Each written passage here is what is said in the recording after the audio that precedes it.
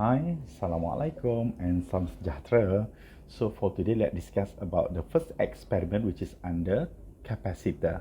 Okay, so before that, as usual, please and don't forget to, okay, see you, bye. Hi, Assalamualaikum and salam sejahtera. So let's discuss about the experiment which is experiment 1 capacitor. Alright, so for this experiment, two objectives here. Okay, you have to determine the time constant of an RC circuit and determine the capacitance of a capacitor using an RC circuit. So two different things should be determined by student here, which is the time constant, also the capacitance of capacitor. And in this case, we are using two different capacitors, which is C1 and C2, so that you need to find or determine the capacitance of C1, also C2. Alright, so before that, we need to understand what does mean by the time constant. So let me explain you later. Okay, alright, so for this experiment, remember, by using a capacitor, we are talking about two different processes, which is charging and discharging. Under charging process, what happened? The charge stored by the capacitor just increase, alright, until it just reach the maximum values, alright. And then under discharging process, what happened? The charge stored before already used by the circuit, then seems like Q decreases with time until at last it just equals to 0. Okay, so this is under discharging process. We are using the charge stored before, alright. So that the equation of charging process just be like this, and this is the equation of discharging process. Okay, the difference just here, which is 1 minus exponent and exponent directly. Okay, alright. So for Q, as we know, under charging process, Q just increase, while under discharging process, Q just decreases with time. But what happened to the current? Okay, the current just be like this, and the current always decreases with time as long under charging or discharging process. Why? Okay, let me explain later, right, for the concept. And this is the equation of current, and seems like the current just decrease, so that the equation is exponent directly. Okay, before this, for the Q or charge stored by the capacitor and under charging process, it must be 1 minus exponent, isn't it? But for the discharging one, it just the exponent directly.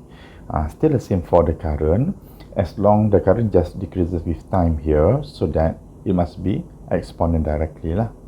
Okay, alright. So this is the apparatus needed in conducting the experiment. So I think everything given already through the video. Alright. Okay, so this is the way how do we set up the apparatus lah. What do we have? A power supply or a battery or dry cell, and then there is a switch, and then the capacitor, which is connected to the switch and the power supply. Then in parallel with it, we just connect the microammeter, also a resistor. Okay, alright, so according to the procedure, okay, we need to set up the circuit as shown in figure 1.3 with switch as open. What does mean by open? Open means that the switch is off, and open equals to off. Okay, there is no current flow through the circuit yet. Okay, and then read the microammeter for I0 with switch as closed and record I0. So we just turn on the switch, or by closing the switch, we have turned on the switch, the current starts to flow. Then you will get some reading here, isn't it? On that time, the reading is I0, so we need to record the value of I0 by turning on the switch or by closing the switch. And then open switch S and short circuit the capacitor using a connecting wire, so that the capacitor is fully discharged.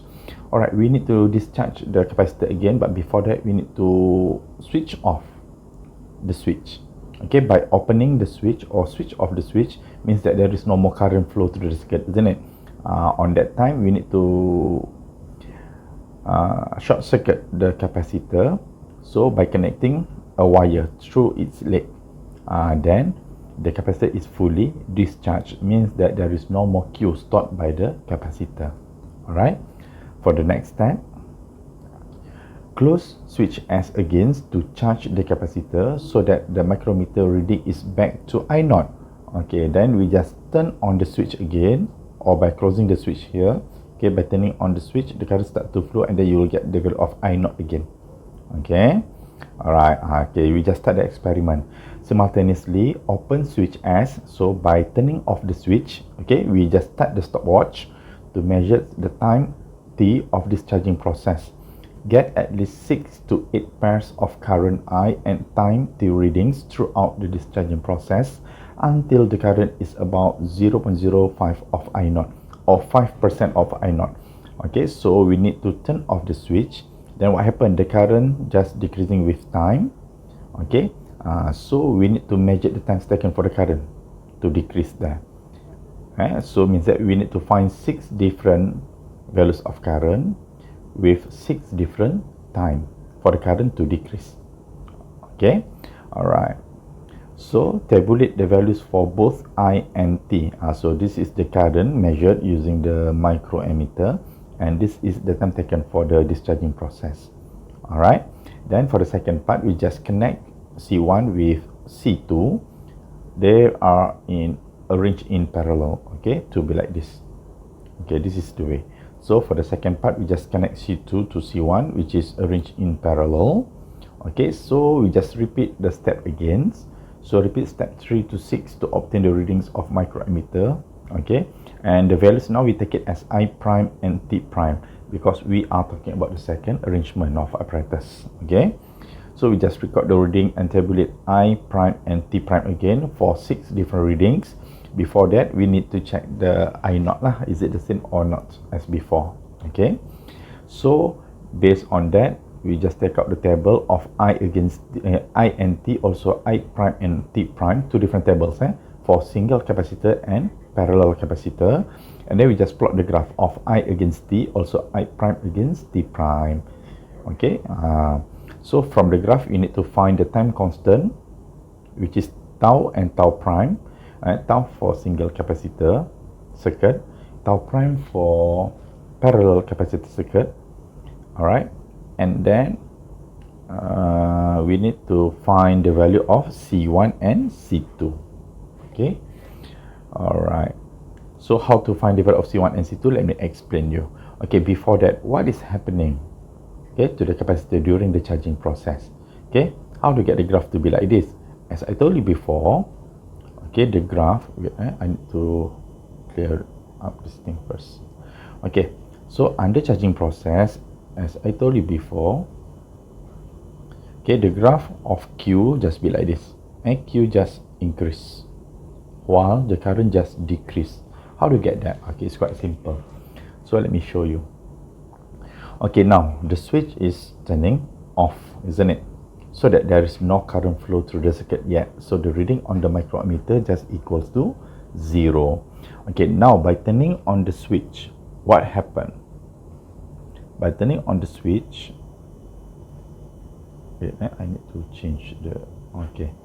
By turning on the switch, what happened? The current starts to flow, where the current just flow in anti-clockwise direction, isn't it? So this is the current.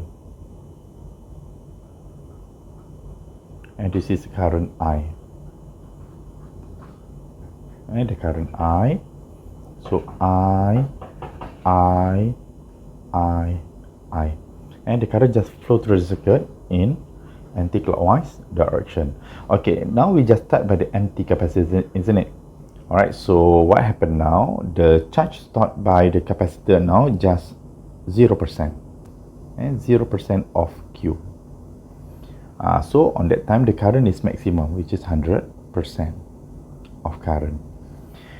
Okay, time by time the charge stored by the capacitor. Okay, let's say now the charge stored by the capacitor is 10%. So what happened now? The current decreases to be 90%. Okay, and then when the charge stored by the capacitor become 50%, what happened to the current? The current decreases now to be 50% too, and they are inversely proportional. So when the capacitor already stored the charge by 100%, means that fully charged, what happened? No more charging process, isn't it? So that the current now become 0%. See, this thing happened during the charging process. When the capacitor is empty, the current is maximum. So when the charge stored already by the capacitor, the current decreases with time lah. And for example, when the charge stored now by 50%, the current also become 50% of its maximum values before. Okay, when the charge is stored already 100%, here means that fully charged, and the capacitor is fully charged, means that there is no more current flow. The charging process stopped already. So the current and Q, they are inversely proportional. That is why under charging process, what happened? Q just increase, at the same time the current just decrease. They are inversely proportional. Right? When the capacitor is empty, the current is maximum. When the capacitor is fully charged, means that 100% of Q stored already. On that time, the current just equals to 0. No more current flow. Means that the charging process complete already. No more charging process. Okay, so that this is the graph of Q against T and I against T under charging process. Okay, so what happened under this charging process? Okay, before this, as I told you before, the charge stored by the capacitor is 100%, isn't it? Okay, complete, fully charged already. So 100% of Q stored by the capacitor, and then the switch off already. And by opening the switch, we have turned off the switch. Means that no more current flow through the circuit, isn't it? By the power supply. But now the capacitor react as the power supply because there are so many charges stored by the capacitor. So the capacitor react as a battery lah, as a dry cell. Okay. So this is our supply now. So we got another current here. So based on this polarity, the current flow through the circuit now just in which direction suppose?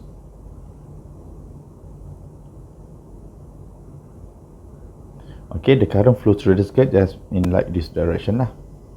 I, and I. So current, and current. See, the current flow through the circuit still in the anti-clockwise direction, but please check the current through the capacitor. Its direction changed already, isn't it? Before this, the direction of current through the capacitor just directed to the right. Okay, to the right, isn't it? But now, the current through the capacitor now changed already, which is directed to the left. That is why the graph of the current now just in negative. And negative representing direction. Direction of current changed already. Okay. So for this, what happened now? The capacitor react as the power supply. So Q just flow through the circuit. When Q is maximum, the current also maximum. So the current also 100%. So on that time, by starting the discharging process, Q is maximum, so that current also maximum. So 100% of current. When Q become lesser already to be 50%, what happened to the current? The current also become 50%. Okay. When the charge start now left to be 40%, what happened to the current? The current flow through the circuit also in 40% values. And when there is no more charge stored by the capacitor, where the charge now becomes 0%, on that time, there is no more current flow. The current also become 0%. See, for this, current and Q, they are directly proportional. Why? Because the current are representing the flow of the charge stored before.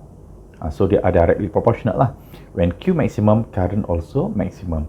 When Q finish already there is no more Q stored by the capacitor. So on that time, there is no more current lah. Okay, because the current actually representing the flow of charges per unit time here. And because on that time, the capacitor react as the power supply or a battery lah. Okay, so the current produced by this Q actually. Okay, compared to the charging process before, they are inversely proportional because the power supply and the capacitor, they are different.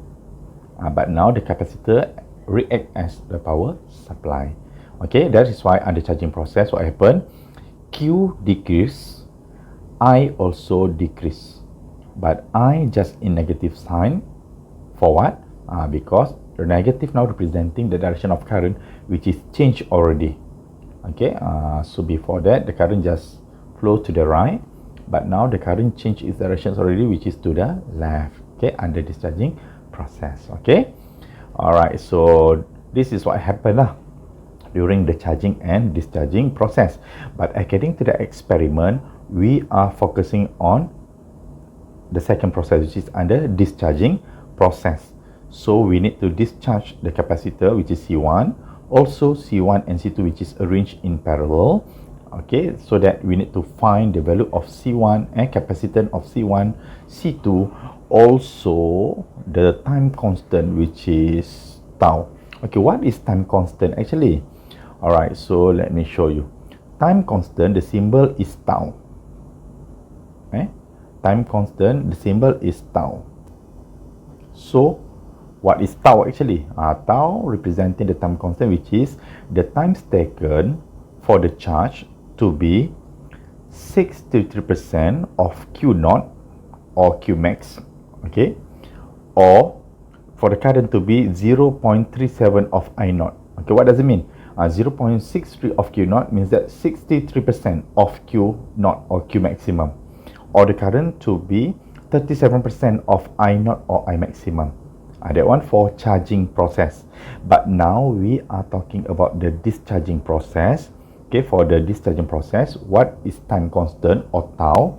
Tau representing the time taken for the charge to be 0.37 of Q naught or 0.37 of I naught. Remember, for this situation, Q and I, they are directly proportional. So the time constant also equal. Okay, which is 37% of Q naught or 37% of I naught. The time taken for the current to be 37% of I maximum before, or the time taken for the charge to be 37% of Q max or Q naught before.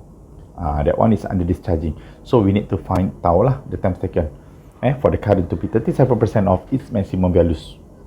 Alright, under discharging process, remember Q and I, they are inversely proportional. That is why when the current becomes 37% of I naught, Q is 63% of Q naught. They are inversely proportional. Remember? Okay. Alright, so how to do the experiment and how to calculate the capacitance and the time constant? This is the way. Okay, I just give you the data. So based on this data, you need to calculate, okay, everything needed here, which is C1, C2, tau and tau prime. So remember, tau prime is the time taken for the parallel circuit. Tau for single circuit. Alright. Okay, so this is the data for our single capacitor. Alright. So I naught getting out is 84 microampere. Okay, plus minus 2 microampere. This is the small scale of the meter. Alright, so I think we get 6 different reading here, which is starting by 80 micro until 30 micro, and this is the time taken for the current to decrease, to reach the values getting here.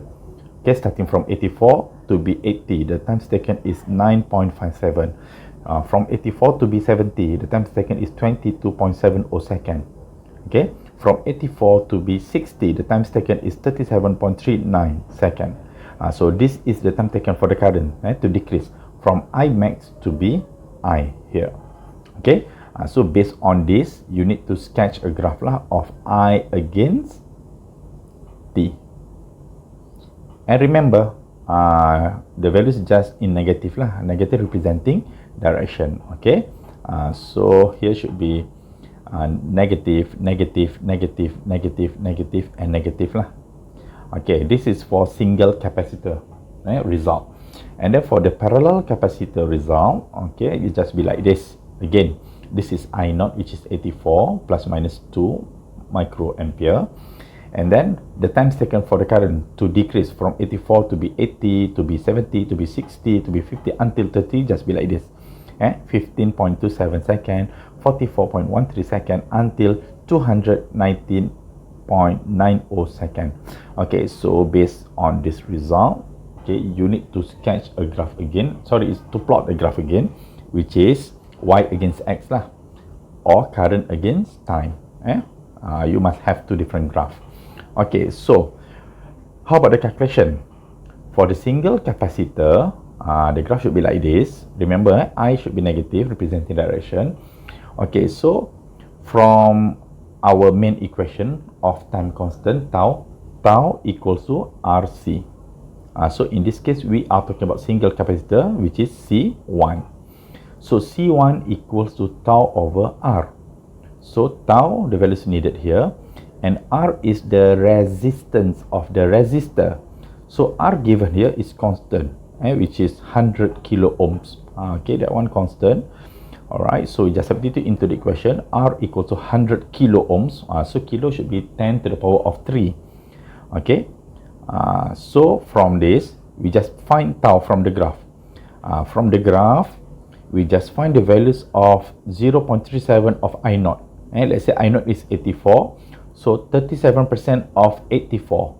What is the values? From that values, we just find the time here. So the time here representing tau.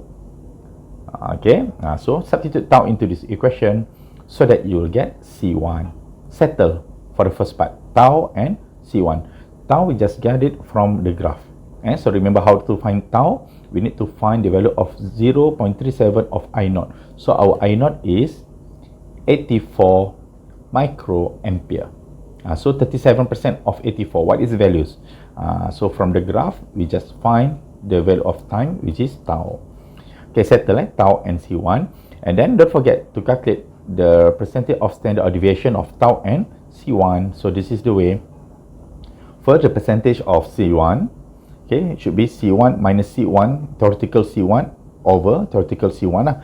So theoretical C1 is 100 microfarad. 1000 microfarad. So substitute into the equation, and this is C1 getting from the calculation before. Substitute into this equation so that you'll multiply by 100% and then you'll get the percentage. So as usual, the best one should be below 10%. Okay, and then we just calculate the SOD for tau. Tau is the time constant. So remember, the theoretical values is 100. So tau minus theoretical tau divided by theoretical tau. So tau is 100 seconds. And substitute into this equation, multiply by 100%, and then you will get the percentage again. Okay, alright, complete for the first part, which is under single capacitor. And now let's start by the parallel capacitor. So the graph still the same. We need to plot the graph of I against T, and still in negative sign, representing the direction of current and discharging process. The current change its directions already, isn't it? Okay, so in this case, tau, we take it as tau prime. So tau prime equals to RC total. So C total is the combination of C1 and C2. They are arranged in parallel. So C total equals to C1 plus C2. Okay, from this equation, tau prime equals to RC total. So that C total equals to tau prime over R. So R still the same, 100 kilo ohms. I need to show you.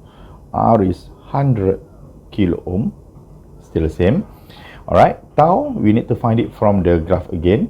So remember, 37% of I naught. So what is our I naught?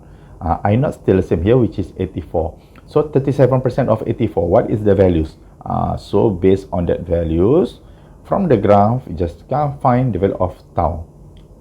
T here representing tau. That one is tau prime lah. So by getting tau prime from the graph, substitute into this equation. R just a constant, which is 100 kilo, so that you will get C total. So from this equation, C total equal to C1 plus C2. C total just calculated now, substitute into this equation.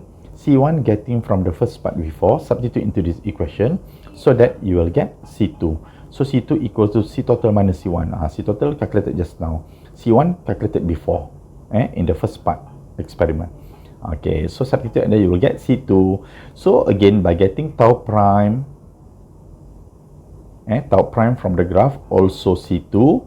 Don't forget to calculate the percentage of standard deviation again. So SOD for C2 is C2 minus theoretical value of C2 and divide by the theoretical values again, multiplied by 100%.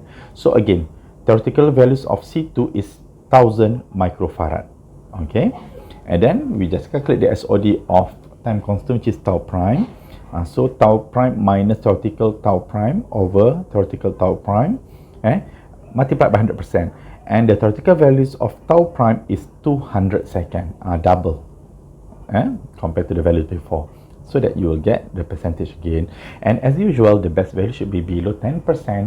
More than 10 seems like something is wrong with the experiment, or maybe by the observer lah. How do we conduct the experiment? Okay. Alright. So based on this data, okay, you need to complete the report lah. So I'll give you the data now for the single capacitor, also for the parallel capacitor. So plot the graph of I against T. Okay, based on that graph, please complete the calculation. Okay, so for the next class, I think we just go through for the discussion. Okay, because I think you may complete everything until the calculation. Okay, guys. Okay, so good luck, all the best. Try to complete the report. So see you again on Friday during our practical class. Okay, good luck. Bye. Assalamualaikum.